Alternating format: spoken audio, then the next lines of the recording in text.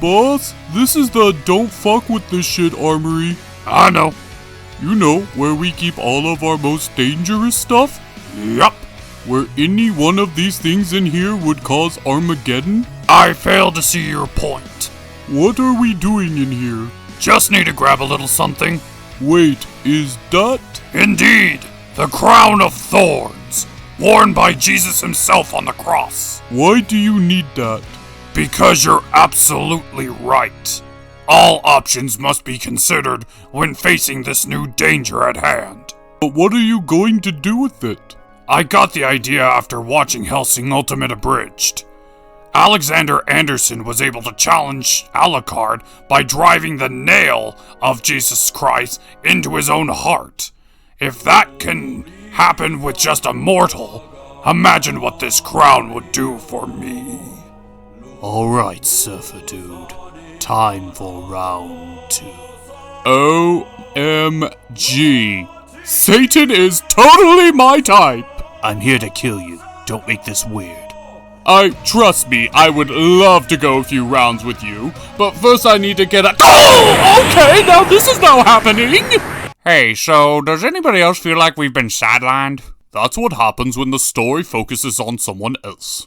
Okay, so this is Summer Setback.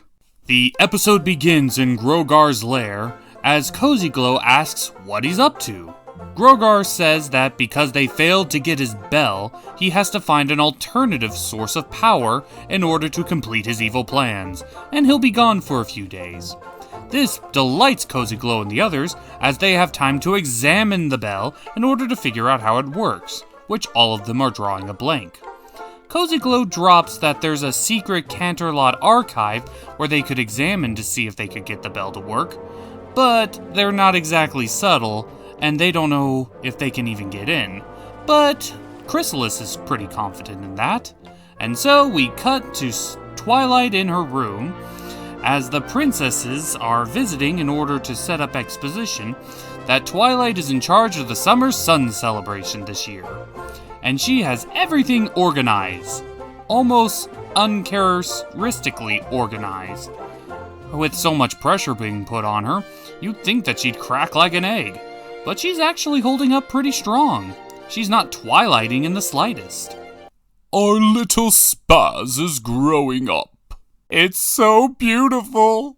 Yeah, it'd be a lot more impactful if Trivia Pursuit wasn't the episode right before this one. Well, Celestia and Luna dropped the bombshell on Twilight that this is going to be the last Summer Sun celebration because they're retiring soon, and thus they want to leave all the responsibilities to Twilight. This will sure to make her break, right? Well, wrong. She's actually being uncharacteristically calm about this whole ordeal. And she knows that as long as she has her friends, anything is possible. Even Discord shows his appreciation. Ah, fucking hell, Discord! That's right, every pony, I'm back! Why? I thought we stopped using you as a joke! I was all over the season premiere, and yet I didn't show up once in your review. So I'm taking full advantage of this one. Besides, you have other priorities. What other priorities? What? You don't know? Well, maybe you should check out the last few episodes of what you did. Okay, ta-ta! Wait, what? That's right, every pony. I'm running this show now. Well, now that I'm here, it's time for me to use my magics to make this party go out with a bang! But Twily, unfortunately, doesn't seem to care too much, as she looks like she has everything under control. And she gives out little note cards. How cute! But wait, where's mine? Twily! There, better. Now we're off to go fix the parties. But little do they realize that the Three Stooges have shown up in order to cause trouble. They're trying to get into the Canterlot archives, but unfortunately the defenses are a little bit more better than the last time they showed up. Chrysalis even tries to disguise herself in order to get in, but is unable to due to all the magical defenses that are working against her. So they are in a rut on what to do. But then the main six in Discord show up and explaining that they have a job to do and they must get it done. And Discord is a little bit underappreciative of his task. Well, yes, I'm underappreciative. It just says don't do anything. What kind of rule is that? Well, they decide to take the opportunity in order to cause trouble and have a distraction.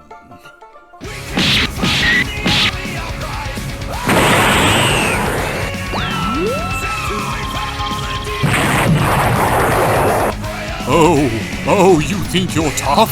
You think you're being clever? You think that just because I want to slather those abs in baby oil, that I'm not going to go full out on you? Don't forget there, Satan. I know your weak spots. Ha-ha! What? Did I forget to tell you? That little weak spot doesn't work anymore. Don't you know? In this form, I'm not using demonic magic. I'm using divine! Well, shit! So the main six, and yours truly, are going to each individual event to make the changes that Princess Twilight made. Little do they know that there's villains in the background trying to sabotage the events, causing all sorts of glorious chaos. And this trend repeats itself 3 times, where the main six show up, they argue with the ponies in order to make the changes necessary, and then one of the various villains comes up in order to sabotage their hard work. Where Tirek eats the magic, Cozy Glow offers her assistance, and Queen Chrysalis urges the unicorn firework ponies that they are better than what they're doing. And this is going to be, at the very least, some spectacle. We later cut back to the main six as Twilight is super proud of all their hard work, and even Discord managed to play his role quite well in doing nothing. The princesses then take Twilight into the back room in order to practice using the amulet, and all seems to be well, until it's not. Brayburn, a random Pegasi, and the fireworks ponies all come in saying trouble, in various degrees. Everything they checked up on is now going completely chaotic, and everything is going wrong. And surprise, surprise, Discord had nothing to do with it. And they all look towards him, and he's innocent. Twilight then comes back asking what's wrong, but then they try to hide it from her. Even Discord seems to be worried that she might freak out. Why? He doesn't care later on. Well, it's not that I don't care. It's just that I don't want her blaming me for all the mishaps, even though I had nothing to do with it. You saw the way the ponies were acting. Heck, I even phase out near the middle of it in order to make sure I'm not the one to blame. You're a bastard for doing that. Well, what should I have done? Help them fix it. And what lesson would they have learned from that? You just wanted to see Twilight argue and freak out and such. Well, I can't say it wouldn't be fun. Focus, focus. By the way, where did you send the young master? Who? Jant. Where did you send Jant? Oh, he's just around. Discord, what did you do? I've done nothing. I've been on my best behavior. Yeah, every time you say that, I want to strangle you. What did you do? Oh! Ow! So the main chicks begin at work trying to fix all the chaos that the villains have started, trying to figure out what the hell went wrong with all of them.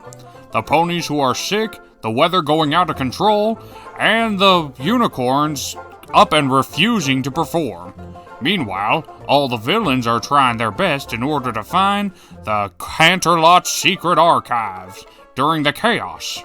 Eventually, the princesses are done practicing, and they run into Discord, who is just enjoying the view. Twilight is seeing all of this chaos running around, and we could see her on slight verge of a breakdown, But when she eventually gathers the main six in order to question them on everything that's going on, prepare yourselves, this looks like it's gonna be epic, and she's just fine. Huh. Well, that's disappointing. I know, right? I mean, all this chaos and I didn't even do anything, and she doesn't even flip out. Look at her, she's taking charge like a princess. How boring. So, they go out and actually fix all of this mess. Discord, stop breaking the fourth wall there. I'm just doing my part. And the ponies are all happy.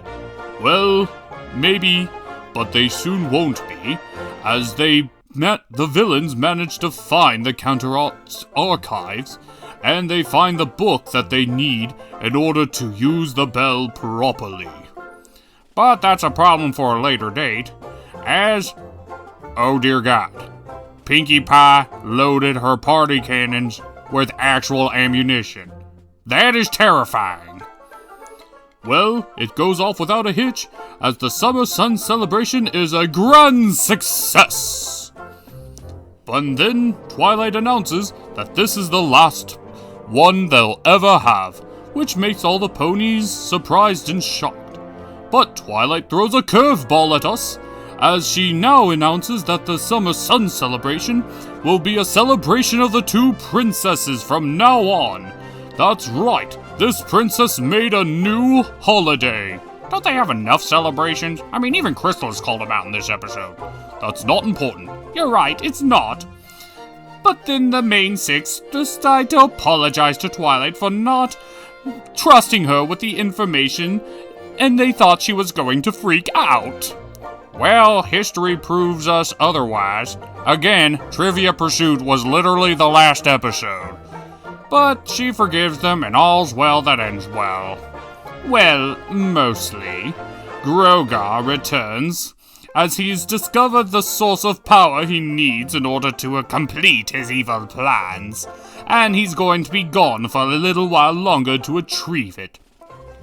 But it seems Tyrek is upset that he had to give back all the pony magic, and Cozy Glow is upset that they managed to work out a party in the end, well, despite their intentions of destroying it. But Chrysalis reminds them that their goal was not to disrupt the party or steal magic, but steal the book so they can use the power of the bell. But then Cozy Glow and Chrysalis drop a line that has us concerned about how easy it was to turn the ponies against each other. And we might need to be looking into this later on down in the future. Now, it might be because I have chaos on the brain, but wasn't the only pony set that actually betrayed everybody was the unicorns, and all the other ones was directly because of the villain's interference? Yeah, the unicorns were the only ones that actually betrayed anybody in this episode.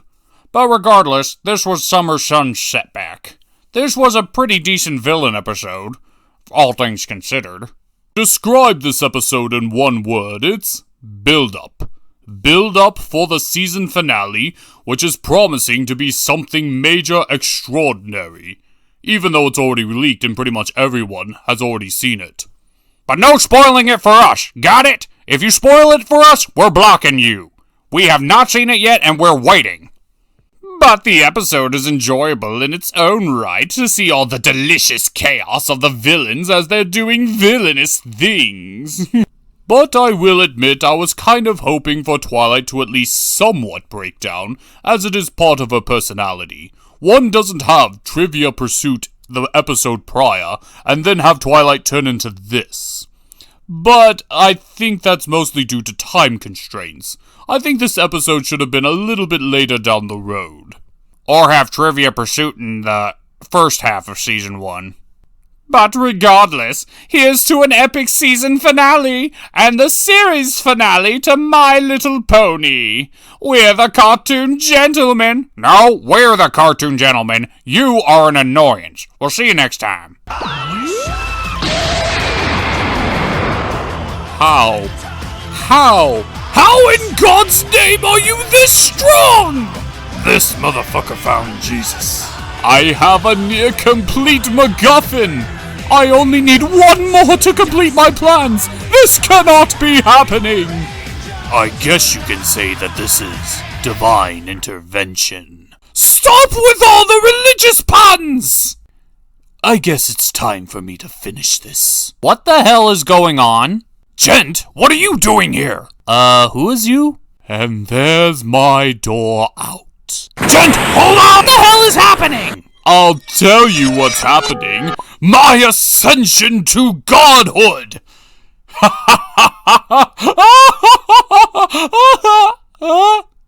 Why isn't it working? Don't tell me. You're not the element of harmony! Damn it, this whole thing was a complete waste of time. I'm out! So, anyone care to explain what the hell just happened? I don't know. Can someone find me body?